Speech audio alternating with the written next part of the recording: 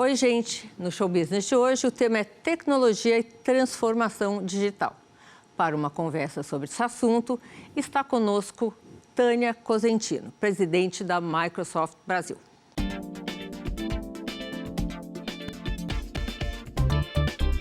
Engenheira elétrica, ela começou a trabalhar aos 16 anos, comandou a Schneider Electric e é uma das poucas brasileiras reconhecida por seu trabalho a favor da sustentabilidade pela ONU. Vamos falar agora com Tânia Cosentino, presidente da Microsoft Brasil. Boa noite. Boa noite, Sônia. A gente estava conversando um pouquinho antes de começar o programa e falando sobre falta de mão de obra.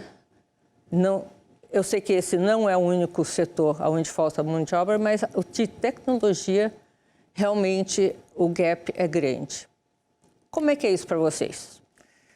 Bom, Sônia, boa noite, obrigada pelo convite, é um prazer enorme estar aqui com vocês. E mão de obra é uma dor, acredito, mão de obra qualificada, acho que é uma dor de todos os segmentos, empresas aqui no Brasil, e especialmente no setor de tecnologia. Mas hoje eu amplio um pouco o que é setor de tecnologia, porque a pandemia fez acelerar a transformação digital de todas as empresas de qualquer segmento do mercado. Então, quando a gente olha para um iFood, ou para um grande hospital, ou para uma empresa de energia, essas empresas elas buscam contratar profissionais da área de tecnologia num número maior do que profissionais da sua área core, né, da sua área central de negócios. E isso gerou uma demanda excessiva e uma pressão adicional por mão de obra no segmento. Olha, Tânia, como é que nós poderíamos combater esse tipo de coisa? O desafio é tão grande, falando especificamente em tecnologia, nós temos constantemente 400 mil posições em aberto. E cada ano, essas 400 mil posições... Isso no Brasil? No Brasil, só no Brasil.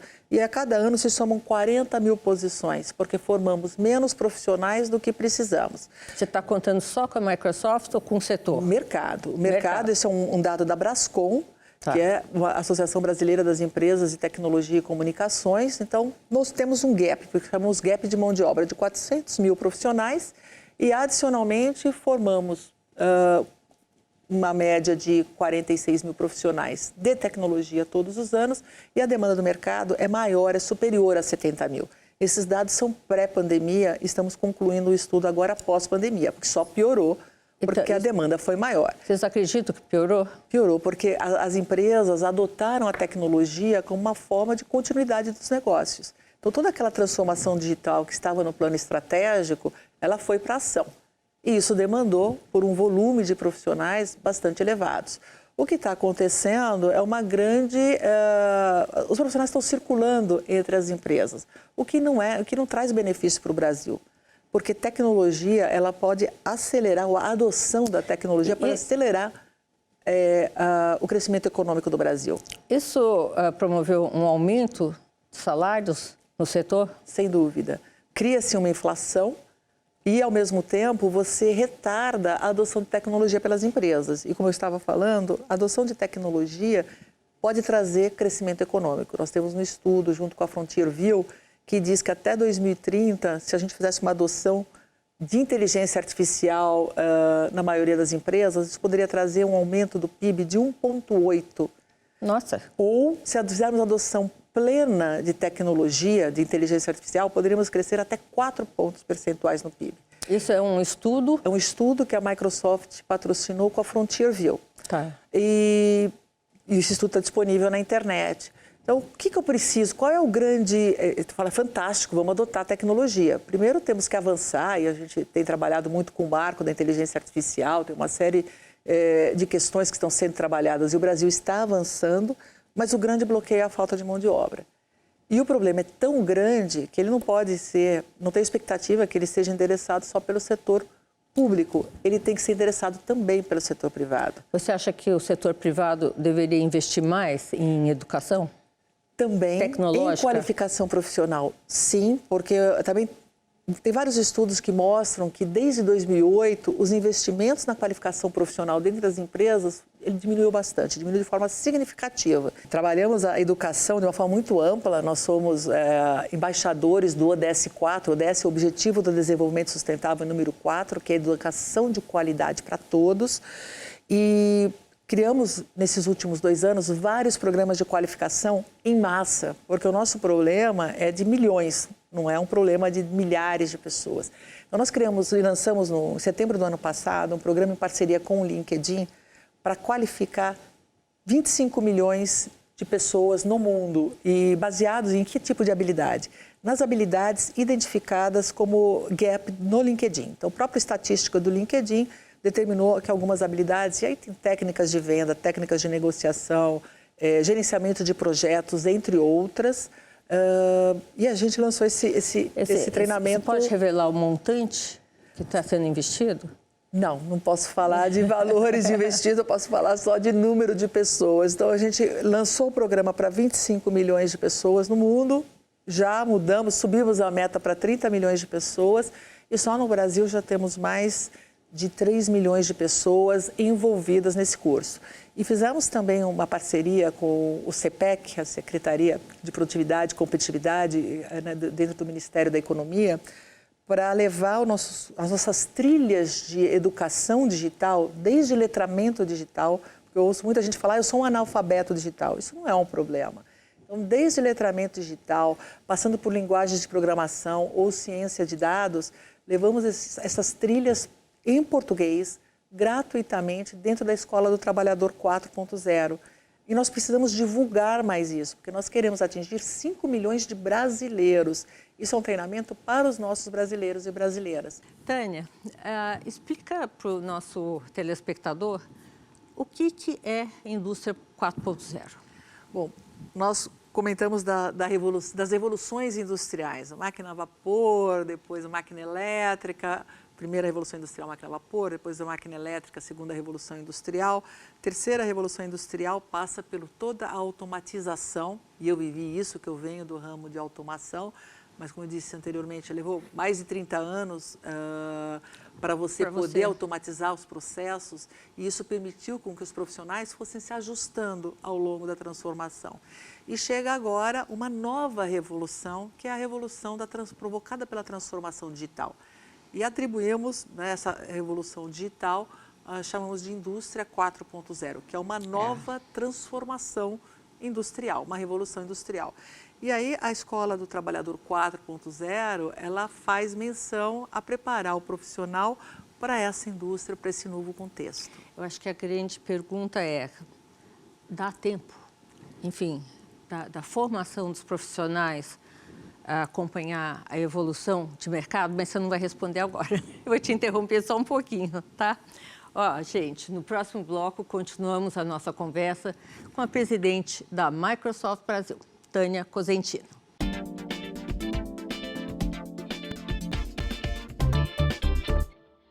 Voltamos com nossa entrevistada, a presidente da Microsoft Brasil, Tânia Cosentino. Tânia, te fiz uma pergunta no último bloco sobre timing. Não só o Brasil, mas o mundo vai conseguir adaptar o crescimento da mão de obra necessária para uma indústria 4.0, uma indústria do futuro? Ou teme-se algum gap? Vamos dizer, a tecnologia vai andar mais rápido que a formação, e aí estamos todos com um problema difícil, né? Eu acredito que é um desafio enorme. A tecnologia ela sempre vai andar mais rápido, mas as empresas precisam... A Revolução Industrial não fazia isso, né? Ela teve 30 anos.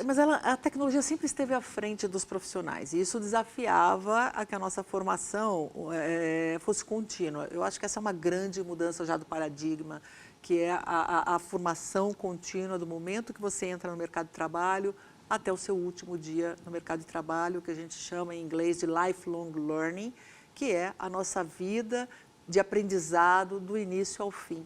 Então, não basta falar, eu tenho meu diploma e fiz uma pós-graduação, isso é suficiente. Não, não é suficiente. porque a tecnologia traz transformações, traz novas necessidades.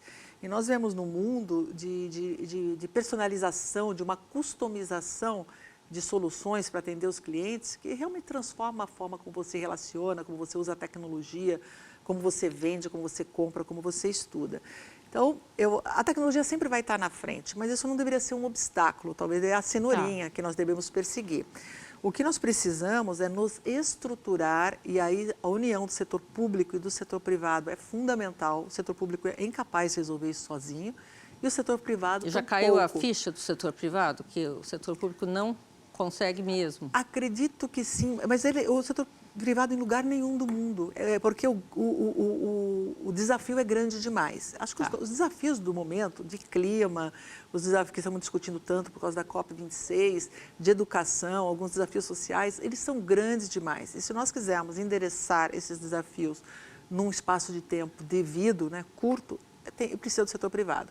E por isso que se fala tanto do ESG ou ASG, que está todo mundo hoje ouvindo falar sobre isso, que são os compromissos do setor privado com relação aos seus impactos ambientais, sociais e de governança. Então, o setor privado está sendo chamado para a conversa. E nisso, a Microsoft ela sai na frente porque nós lançamos, e faz parte do nosso negócio, criar programas para desenvolver e acelerar, fazer um catch-up, como falamos em inglês, mas realmente acelerar e permitir que as pessoas se qualifiquem. Isso é bom para a própria Microsoft, mas para os clientes da Microsoft e para o mundo, né? Para o mundo, para os países onde nós estamos inseridos. O Brasil está muito defasado do resto do mundo, nesse sentido? Está. Saiu, eu não vi ainda o estudo desse ano, mas no ano passado saiu o Índice Global de Talentos no Fórum Econômico Mundial e mostrou o Brasil na 80ª posição. 80ª? 80ª posição. Ganhou, acho que 8 posições em relação ao ano anterior. O Brasil evolui. A própria educação brasileira, ela evolui, mas num ritmo muito mais lento do que nós precisamos. Então, precisamos de senso de urgência, precisamos de programas de educação, de qualificação e de retenção e até de atração de talentos.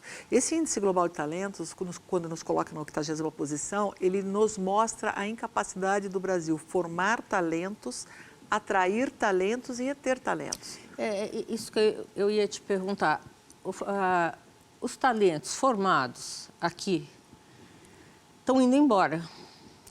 Isso é enfim, é estatístico, né?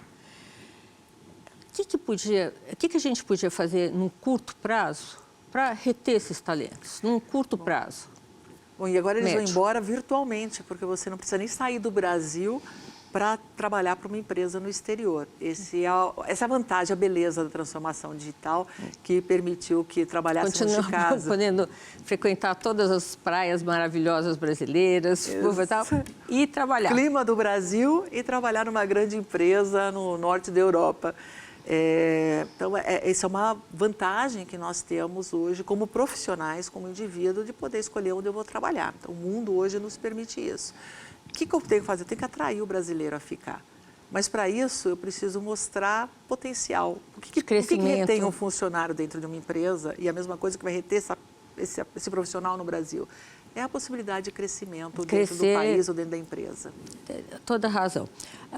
Eu estou vendo aqui que vocês fizeram um novo data center na pandemia. Que tamanho esse data center e qual a porcentagem de crescimento que significa isso para a Microsoft Brasil? Bom, nós temos um data center no Brasil desde 2014. Data center, nós não falamos em tamanho, mas falamos em serviços que nós estamos incorporando todos os dias praticamente. A evolução nesse mundo de transformação digital é tão grande que todo dia eu lanço um novo serviço ou expando um serviço dentro do meu data center. Então, nós lançamos no início desse ano uma segunda região e várias zonas de disponibilidade. O que significa isso? Para você acelerar a transformação digital dentro de um país, você precisa, e a nuvem ela é o grande habilitador disso, então a nuvem pública, o data center da Microsoft é uma nuvem pública, eu preciso garantir para o meu cliente, né, para os nossos clientes, resiliência, eu preciso garantir disponibilidade e até para atender as leis brasileiras, o que a gente chama de data residency, residência de dados. Os dados precisam estar no Brasil e não só o dado original, mas as suas cópias, as suas réplicas também no Brasil. Então, eu preciso... Isso é uma lei? O governo ele exige isso, isso é uma regulamentação. É só o governo brasileiro? Jabuticaba, bancos também. Não. Isso é uma das grandes questões, até dentro da Europa, que você pega Europa, você coloca todo dia dentro do território brasileiro, e aí você vê discussões de países dentro da zona da comunidade europeia discutindo data residence. Então, essa é uma discussão séria que vem acontecendo em diferentes países. Eu fiquei interessante. O que seria a residência dos dados? Né? Eles ficarem, o quê? Num data center dentro brasileiro? Da geografia, dentro de uma geografia brasileira, geograficamente. Mas o que impede, enfim, em 2 segundos você consegue transferir todos esses dados para onde você quiser? Sim. Tanto que eu tenho clientes aqui que têm os dados baseados no meu data center com réplica em qualquer lugar do mundo. Existe um problema que chama latência, que é o tempo de resposta. Então, a distância de um segundo data center, ela impacta na latência. Então, ter outro data center próximo, ela traz resiliência, ela traz disponibilidade, traz baixa latência. Mas traz residência de dados para o mercado. Mesmo com 5G? Quando entrar o sistema 5G, o timing vai ser... Vai, porque o 5G ele vai permitir que eu conecte mais dispositivos na nuvem e a gente vai conseguir levar a inteligência ao dispositivo. Imagina isso no campo, nossa agricultura que cresce pela adoção de tecnologia, nós vamos poder tê-la toda conectada. E ter informações em tempo real. Nós vamos poder ter carros autônomos, nós vamos poder fazer cirurgias totalmente virtuais, remotas, com realidade mista, porque você vai ter resposta em tempo real e com um dispositivo conectado. Então, eu tenho aqui a minha baixa latência oferecida pela minha nuvem, mas eu conecto o dispositivo e agrego inteligência a ele. Isso faz uma nova revolução dentro da nossa indústria 4.0. Exatamente. Realmente vai permitir abrir serviços e transformar setores da economia. Consumidor em si, pessoa física, não muda muito, né? 4G para 5G. Muda. Vai ser bom para o streaming, né? Para a gente ficar vendo aquela minissérie, para baixar vídeo. Mas aí vai ser o quê? 3 segundos, 5 segundos a menos ou a mais? Não, mas é que nós estamos ficando cada vez mais impacientes. Um download de um vídeo é algo que incomoda. Então, você vai ter, para jogar, e uma das coisas fantásticas da nossa família Xbox durante a pandemia, ela foi um pouco do alívio para as famílias. Poder distrair dentro de casa, foi o gaming, cresceu bastante. E agora o game está crescendo por streaming. E você não pode estar matando o vilão naquele momento crucial do jogo e o jogo fica lento. Então, o 5G traz bastante benefício comodidade. Para o consumidor? Traz. Pessoa física? Eu achei que fosse só uma velocidade entre... Para os gamers, você vai ver... Não, ele vai trazer... Para os gamers, sem dúvida, porque muda a forma, o streaming aí vai realmente acelerar, mas vai permitir para nós, consumidores, que as empresas inovem nos seus serviços prestados. Exatamente. Então, a nova tendência é personalização. Eu entro num lugar ou eu entro num canal virtual, me comunico com a empresa, aquela empresa precisa me conhecer e precisa atender a Tânia, que tem um perfil totalmente diferente da Sônia. E essa personalização, ela vai ser baseada em dados que o sistema captura e dados de diferentes fontes. Então, o 5G vai permitir isso. Eu estava pensando aqui comigo mesmo, quem tiver uma personalidade intermitente,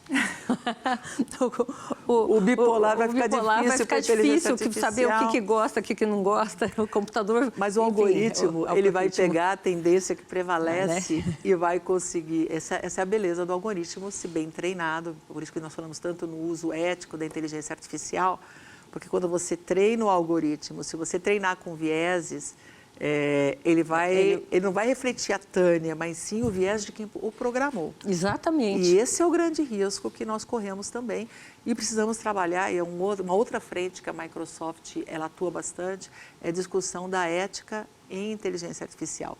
Desde o desenvolvimento de um produto, do treinamento de um algoritmo, eu não posso ampliar o preconceito. eu não posso criar condições inseguras, eu preciso respeitar a privacidade de dados. No Brasil, nós temos a LGPD, que é um avanço. Então... É uma coisa difícil. Eu vou te interromper de novo, Tânia. Um minutinho só. No próximo bloco tem mais conversa com a presidente da Microsoft Brasil, Tânia Cosentino. Fique com a gente.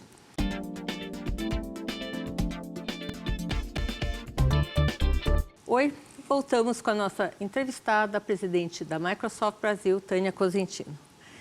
Tânia, te interrompi no último bloco, falávamos sobre inteligência artificial. Eu queria voltar um pouquinho e para você explicar também para o nosso telespectador o que é o conceito de inteligência artificial. Não é a substituição do ser humano, né? Não, é o empoderamento do ser humano, a amplificação da engenhosidade do humano. E hoje a gente vê, já havia um pouco de colaboração com robô, máquina e homem na era da automação, e hoje a gente vê isso também ampliado. A inteligência artificial, ela consegue, treinar um algoritmo e fazer com que esse algoritmo aprenda com a informação e proceder e com os processos que ele executa. Então, é o aprendizado que a gente chama de aprendizado de máquina. Ele aprende na execução de tarefas. Isso enriquece o algoritmo e ele vai permitir dar insights,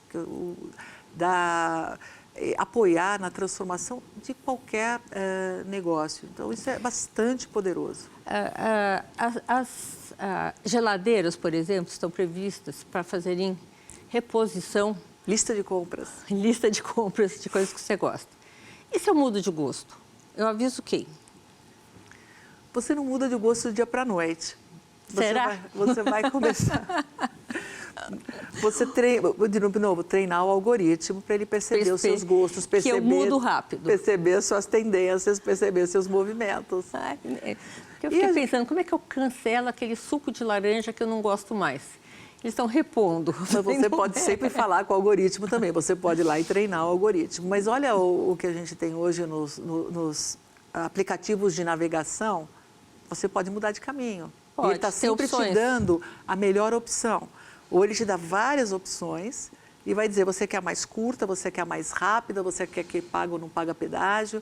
Então, esse é o tipo de coisa, essa interação do humano com a máquina, que a gente chama de colaboração, e aí eu venho do mundo, eu falo jurássico da indústria, onde eu comecei a colocar automação e robôs dentro da indústria. Mas era quando o ser humano servia a automação. E agora é a inteligência artificial que serve ao ser humano? Ele já trabalhava junto com o robô, mas o robô oferecia até um risco à vida humana. Então, o robô ficava dentro, ia nas grandes indústrias automotivas, por exemplo, o robô ficava enjaulado, ele ficava numa área que ele protegesse o humano. Por quê? Porque ele tem os movimentos bastante bruscos. Hoje você vê o robô dentro de uma linha de produção colaborando com o humano. Você vê um robô dentro de um call center interagindo com você e você não sabe diferenciar se é um robô pela voz ou se é uma inteligência artificial. Então, existe um refinamento, a gente está incorporando linguagem natural em uma série de aplicativos que torna essa relação mais fluida. E aí você permite com que o robô aprenda, ou que o algoritmo aprenda na jornada. A Microsoft foi criada há quantos anos? Quantos anos tem a Microsoft? Foi criada em 75. 75. A Microsoft, particularmente, o que ela faz para se manter no front da tecnologia? Bom, nós costumamos dizer que no nosso mercado não se respeita a tradição, só a inovação. Então, a primeira coisa é fomentar a inovação de forma crescente e isso permeia toda a organização. Esse é o ponto número 1. Mas não é inovar por inovar, é inovar para atender o propósito. Quando a Microsoft foi fundada por Bill Gates e Paul Allen, eles queriam levar o computador pessoal para a casa de cada pessoa. Anos 70, quem trabalhava sabe que não existia computador pessoal, existiam os grandes computadores dentro da empresa. Então, nem a empresa tinha um computador individual. Então, isso parecia uma coisa sonhadora. Mas o que eles queriam por trás de levar um computador na mesa de cada pessoa? Conforto. Democratizar acesso à tecnologia. Eles sabiam que democratizando acesso à tecnologia, nós poderíamos criar grandes transformações. Bom, hoje nós temos o computador na palma da mão. Então, nós reinventamos a missão. considerando a essência. A missão da Microsoft é empoderar pessoas e organizações a conquistar mais, é a usar a tecnologia e amplificar o seu impacto. Mas o que explica que outras não ficaram tão gigantes, que vieram... É curioso isso, porque é o que você disse, tradição não é inovação, né? Tradição é tradição. Mas é curioso notar isso. Sabe qual é o grande, eu acho que uma diferença dentro da Microsoft? Nós tivemos coragem de romper com o nosso próprio negócio. A transformação, muitas vezes, quem é a empresa? Quais foram as empresas, quando nós olhamos um passado recente, que eram líderes em seus mercados e simplesmente desapareceram? E aí Exatamente. Vem a Kodak como um grande exemplo, porque ela não viu uma grande revolução, ela não apostou. Por quê? Ela não Tem queria outra concorrente criar que ainda está viva. uma ruptura no seu próprio mercado. Então, quando você é líder, e acho que esse é um lado bom da Microsoft, nós conseguimos enxergar isso, quando você é líder, você não pode se paralisar pela liderança. Você tem que continuar buscando mais. Ou você não pode temer perder a liderança com a próxima revolução tecnológica. Você tem que encabeçar a próxima revolução tecnológica, nem que crie uma ruptura no seu mercado. Quando você tem essa consciência, é um risco enorme. É um risco deve ser um esforço diário. É um esforço diário de tecnologia, mas de cultura. O investimento da Microsoft na cultura de inovação e de transformação e de trabalhar pela missão, essa comunicação é diária e é muito grande. E isso nos leva a fazer a próxima inovação tecnológica. É lógico que o crescimento, uma empresa desse tamanho, com mais de 150 mil funcionários, que cresceu bastante durante a pandemia, porque as nossas soluções habilitaram as empresas e as pessoas a continuarem com seus trabalhos. Então, a pressão em cima da organização ela é muito grande. Tivemos que investir em data center, tivemos que contratar pessoal, tivemos que investir em mais inovação.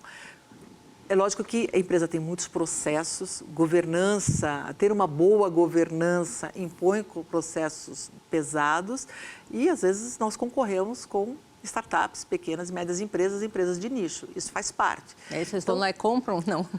Não, nós fazemos muitas parcerias. Fizemos uma compra de uma grande empresa recentemente de linguagem natural. Tem muita coisa acontecendo nesse mundo e a Microsoft está ativa, olhando para isso. Mas nós trabalhamos a cultura. A cultura de simplificação é uma das nossas ambições. Não vou dizer que é fácil. Ela é uma dor todo dia, porque eu brinco que nós somos uma jovem senhora. E aí a jovem senhora tem suas manias, então como que eu mostro que essas manias não vão me levar ao futuro? Então é um trabalho de todos os dias, mas nós trabalhamos muita cultura para... Tânia, você é uma das poucas mulheres nesse setor presidente da Microsoft Brasil. Como você se sente? Você se sente representando a diversidade hoje tão exigida ou...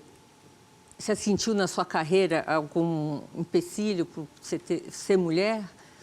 Queria ouvir um pouquinho sobre isso. Bom, eu fiz escola técnica, então desde os 14 anos, quando entrei na escola técnica, dos 16, quando eu comecei a trabalhar, eu me inseri num mundo predominantemente masculino.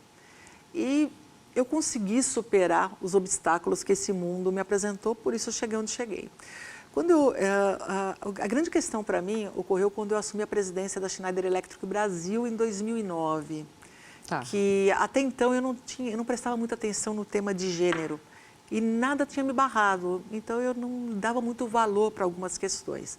Quando eu assumo a presidência da Schneider em 2009 e olho para o lado e vi que não tinham mulheres presidentes, eu entendi que eu tinha um papel a representar.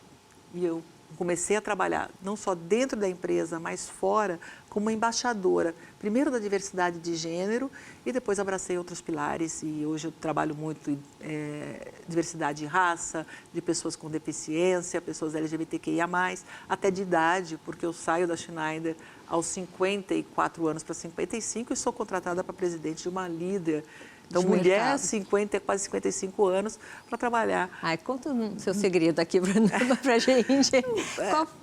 Trabalho duro. Eu acho que o fato de sempre entregar resultados, sempre estar conectada com os meus valores, eu nunca me desviei dos meus valores e isso foi fundamental na minha trajetória. Então, a consistência, e os teus colaboradores olham para isso, você como líder, eles olham se você faz o que você fala. Se você faz sentido. Então, consistência é a base para você se manter no posto. Mas eu entendi, olhando para trás, que o que não me parou, para outras mulheres. E aí, por diversas razões. Então, eu me comprometi a ajudar as mulheres a desenvolverem suas carreiras dentro da área executiva, mulheres em conselho é uma outra questão, nós estamos falando cada vez mais de mulheres em conselhos de empresa, e também sou comprometida a trazer mais jovens e principalmente mais meninas para o mundo de tecnologia, porque é uma área super legal. Você pode crescer tanto na área executiva como eu cresci, mas pode crescer também na área técnica. Você pode transformar a sociedade, você pode impactar o planeta com soluções. Então, é uma área super gostosa, que paga bem, que tem uma alta remuneração e que o mercado demanda. Então, é uma área de pleno emprego. Eu queria que você deixasse uma mensagem para o nosso telespectador. Eu queria agradecer pela audiência, por vocês estarem assistindo a gente hoje. Obrigada, Sônia, pelo convite. E gostaria só de reforçar a importância de trabalharmos a educação desde a educação fundamental, ensino médio, eu falo muito em ensino profissionalizante. Eu sou uma técnica da Escola Técnica Federal de São Paulo, hoje Instituto Federal de Educação. Então, é importantíssimo trabalharmos trilhas técnicas e o superior, mas, ao mesmo tempo, trabalharmos na capacitação e recapacitação profissional de quem está no mercado. Isso é para evitar uma bolha social, uma ruptura social ainda maior do que o nosso número de distanciamento, desigualdade. A pandemia aumentou a desigualdade e acho que cabe a nós agora nos unirmos para reduzir essa desigualdade. E sim, é possível e a tecnologia está aqui para ajudar. Concordo com você, Nélia. Obrigada, Sônia. Super obrigada, espero vê-la outras vezes conosco. E o Show Business de hoje termina por aqui. Eu, Sônia Raci, tenho um encontro marcado com você na próxima semana, aqui nos estúdios da Band, em São Paulo. Até lá!